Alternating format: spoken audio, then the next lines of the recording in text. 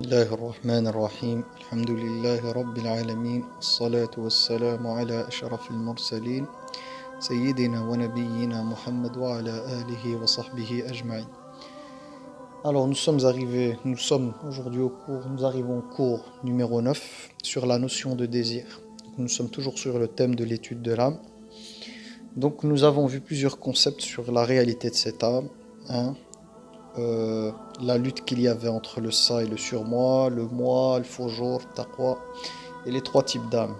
L'âme apaisée, l'âme qui se blâme, c'est-à-dire qui se fait des reproches, et l'âme qui n'appelle qu'au mal. Maintenant, nous arrivons donc à la notion de désir. Pourquoi? Parce que chaque être humain est animé de désir. C'est la raison pour laquelle il faut qu'on comprenne ce qu'on entend par désir et qu'est-ce que réellement le désir. Alors, ce que j'ai fait, c'est que je vous ai fait un petit schéma au tableau qui représente brièvement la notion de désir. Mon but, chaque fois que je fais une vidéo, c'est de la rendre accessible à toutes les personnes, que ce soit même un enfant de 10 ans qui puisse comprendre un peu ces notions qui sont de l'ordre de l'abstrait et difficiles. Donc c'est pour ça que j'essaie tout le temps d'enlever tout ce qui est superflu, tout ce qui est trop difficile à comprendre et de faciliter un maximum la compréhension des concepts en donnant les éléments essentiels. Mais tous ceux qui veulent creuser, il faut aller lire dans les livres qui se spécialisent sur des sujets comme cela. Mais avec ce que je présente, ça devrait être suffisant. Un désir, souvent, le désir est lié à un manque. Okay? Le fait de manquer de quelque chose va susciter un désir. Le désir aussi, c'est ce qui va créer notre pulsion. Notre pulsion, c'est quoi? C'est l'énergie de vouloir satisfaire ce désir. Ce qui va se passer, c'est que notre désir d'une chose va être représenté par un objet, ce qu'on appelle l'objet du désir. Alors ici, j'ai mis une fleur en face. Je vous expliquerai en basant sur les traditions un peu ce que j'entends par ce dessin et puis je vous donnerai des exemples contemporains.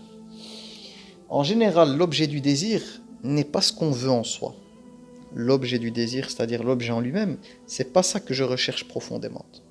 Je ne le veux pas l'idatihi. En arabe, l'idatihi, ça veut dire mon désir n'est pas pour l'objet lui-même, mais pour ce que peut me donner cet objet. En tout cas, ce que cet objet va me permettre de réaliser en moi. Je vous donne la phrase que j'ai mis juste après. C'est que l'objet du désir, c'est ce que je pense. Donc c'est ce que je pense qu'en ayant cette chose-là, l'accès donc à l'objet de mon désir, c'est-à-dire cet objet-là, quand je l'aurai, je vais en tirer satisfaction et du plaisir. C'est-à-dire quand j'aurai la chose-là, je vais me sentir mieux dans ma peau. Hein, je vais avoir du plaisir. Je vais avoir du bien-être avec. C'est souvent ça l'objet du désir. Alors si on en va aux traditions, la meilleure histoire qui nous parle de cette réalité-là, c'est l'histoire d'Adam alayhi salam. Pourquoi? Parce qu'en réalité, Adam alayhi salam s'est vu avoir l'accès au paradis. Allah tabaraka wa ta'ala l'a rentré au paradis. Mais il ne lui a pas donné l'engagement qu'il allait y rester éternellement. C'est-à-dire qu'il est au paradis, mais il n'a pas reçu de la part de son Seigneur l'engagement d'y rester pour toujours. Ce qui se passe, c'est qu'en rentrant au paradis, Allah tabaraka wa ta'ala lui donne deux conseils ou deux ordres à suivre. Un, de ne pas écouter Shaitan, car c'est un ennemi déclaré, et deux, de ne pas se rapprocher d'un arbre parmi les milliards d'arbres au paradis. Un seul est interdit. Là, ce qui va se passer, c'est que l'arbre auquel il n'a pas accès, donc c'est la seule chose qui lui manque au paradis, tout lui est permis. Mais il y a un manque, c'est-à-dire une chose pour laquelle il ne peut pas avoir accès. Donc elle fait partie du manque, quelque chose qui manque, qui n'est pas à lui. Une chose qui lui est interdite. Il ne peut pas désirer tous les autres arbres. Pourquoi? Parce que le désir trouve sa source dans le manque. Ça veut dire quoi? Qu'on ne peut pas désirer quelque chose à laquelle on a accès. Je vous donne un exemple concret. Pendant le ramadan, je désire avoir de l'eau. Je veux boire de l'eau. J'ai un désir ardent pour ma bouteille, surtout quand il faut jeûner jusqu'à 22h. Pourquoi? Parce que pendant le ramadan, cette bouteille m'est interdite. Et c'est ce qui va susciter mon désir. Comme je ne peux pas l'avoir et que je vais avoir le besoin à l'intérieur de satisfaire cela, je vais avoir du désir pour la bouteille d'eau. Par contre, en dehors du ramadan, comme l'eau est accessible, elle est dans le frigo et tout, je ne peux pas désirer cette eau, car elle m'est accessible. Donc souvent, le désir est lié à ce qui ne vous est pas accessible, ce qui n'est pas entre vos mains. C'est là où le désir va trouver sa source. Et il fait référence, le désir, à un manque, quelque chose qui manque en vous. C'est ce manque qui va susciter ce désir. Donc qu'est-ce qui se passe? C'est que Shaitan étant un analyste, en termes de psychologie, c'est quelqu'un qui pourrait avoir un doctorat très facilement, va profiter de la réalité humaine d'Adam alayhi salam et de focaliser son attention sur cet arbre-là, dans le sens où c'est le seul arbre pour lequel il n'a pas accès. C'est le seul interdit. Donc c'est la seule chose qui peut lui le manquer dans le paradis. Les autres, tout est permis. Donc il ne peut pas avoir de désir pour les autres arbres parce qu'il a accès à cela. Mais quelle est la stratégie qu'il va utiliser? C'est que l'arbre en lui-même, Adam, il s'en fout de l'arbre en lui-même et de ses fruits. Parce qu'il en a partout. Il va aller toucher à un point essentiel dans Adam alayhi salam, c'est-à-dire son besoin profond. Ce qu'il voulait à l'intérieur de lui, c'est quoi? C'est de rester éternellement au paradis. Et d'être comme les anges éternels. Et donc, Shaitan, qu'est-ce qu'il a fait? C'est l'objet du désir, qui est l'arbre. Donc l'arbre, il lui a embelli. Comment? En lui disant que s'il consommait de cet arbre-là, eh bien, il aurait accès à son réel désir qui est à l'intérieur. C'est quoi? C'est de rester au paradis éternellement. Donc l'arbre en lui-même n'était pas ce qui motivait Adam alayhi salam. Ce qui l'a motivé, et là où Shaitan l'a touché, c'est qu'il a été le chercher dans son besoin profond. Dans ce qu'il désirait réellement, c'était de rester au paradis.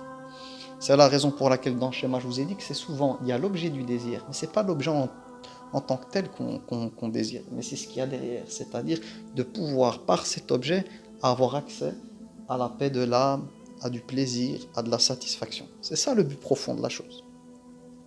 Et donc, pour revenir avec ma théorie avec Adam alayhi salam, donc Shaitan, il va arriver à toucher à la corde sensible en lui disant, voilà, si tu consommes de ce fruit, si Dieu te l'interdit, c'est pour une raison. C'est que si tu consommes de lui, tu auras un royaume éternel au paradis, tu seras comme les anges. Et là, le terme c'est waswasa. Shaitan, il a amené le waswasa à l'intérieur, c'est-à-dire des pensées à répétition, car le désir, il est alimenté. Donc tu as ces pensées qui arrivent.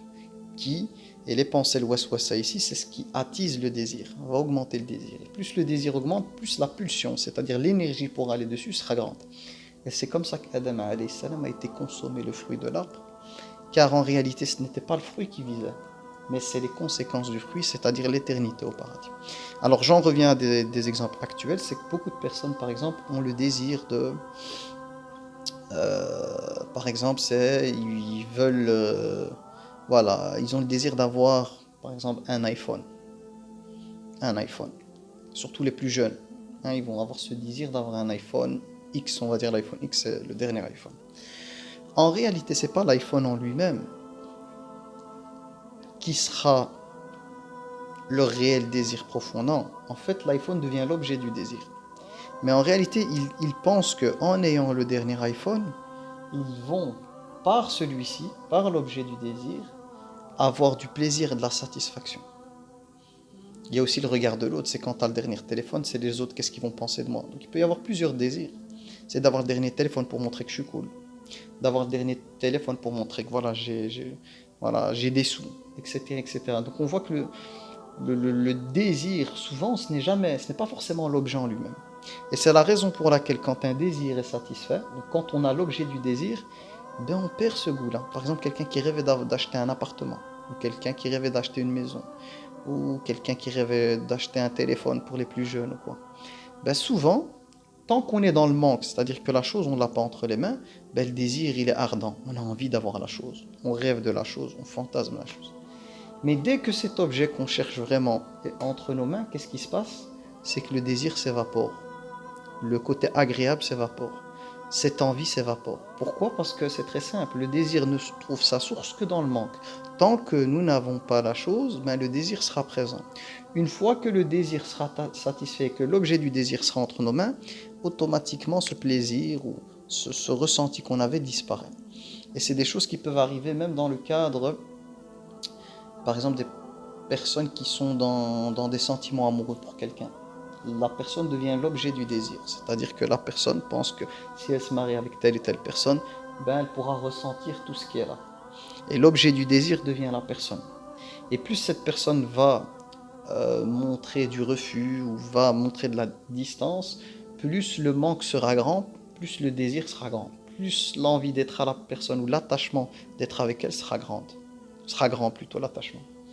Et donc, qu'est-ce qui se passe? C'est que souvent, imaginons que voilà, la personne, elle a demandé la main, elle a pu se marier avec. La réalité, des fois, n'est pas forcément, dans la plupart des cas, en adéquation avec le désir en lui-même. Ça veut dire quoi? C'est qu'avant, par exemple, de me marier avec telle personne, j'imaginais qu'elle allait être comme ça, qu'elle allait me parler comme ça. Donc il y a tout un fantasme dans la tête quant à l'attitude, la manière de parler et tout. Mais une fois qu'on est dans la réalité, ce n'est pas ce qu'on avait dans la tête. Pourquoi? Parce que le désir est toujours là pour embellir les choses. Ça aussi, c'est un autre aspect du désir, c'est que le désir, il embellit toujours les choses. Comme Adam alayhi salam, l'arbre, Shaitan lui a embelli en lui disant tu manges de cet arbre, tu seras éternellement au paradis comme un ange. Mais une fois qu'il a consommé, c'était la déception. Et ça, c'est une autre réalité. C'est que des fois, tu peux avoir un désir et faire une bêtise. Dans le cadre des relations hommes et femmes, tu as du désir pour quelqu'un, machin et tout, tu finis par faire la bêtise. Ben, une fois la bêtise faite, qu'est-ce qui se passe? C'est que le désir s'évapore parce qu'on a fait ce qu'il fallait pas faire, et ce qui était de l'ordre du désir, ben, le truc qui monte, on a du dégoût en fait, ou on regrette ce qu'on a fait. Et ça, c'est lié au désir. Tant qu'il est insatisfait, il existera. Dès qu'on le satisfait, ben, il y a une déception qui peut arriver, excepté un seul, qui est le désir de l'akhira, de l'Jannah. Pourquoi? Parce que le Jannah, c'est un bien sans limite, qui n'est qu'en augmentation. Donc c'est un désir qui est tout le temps renouvelé, renouvelé, renouvelé, parce que tout ce qui est au paradis augmente, tout ce qui est au paradis s'améliore. Contrairement à des objets terrestres, votre iPhone X ou votre voiture, elle reste ce qu'elle est. Elle ne se développe pas ou elle ne devient pas meilleure au fil des jours. Donc vous n'êtes pas surpris par votre téléphone, ni votre voiture, ni votre appartement, ni autre chose. Parce qu'elle reste de la même nature. Donc ce désir n'est pas renouvelé. Pour que cet attachement reste fort, il faudrait que ce désir soit renouvelé. Et la seule chose qui se renouvelle de manière constante sans fin, c'est le paradis. J'espère que ça a été clair. Voilà, j'ai senti que vers la fin, voilà, j'ai peut-être donné des éléments qui brouillent les pistes, mais j'espère que vous avez compris. Si ce n'est pas le cas, n'hésitez pas à le dire. Subhanakallahumma wa bihamdika ashhadu an la ilaha illa anta astaghfiruka wa atubu ilayk. Subhana rabbika rabbil izzati amma yasifun wa salamun ala al mursalin walhamdulillahi rabbil alamin.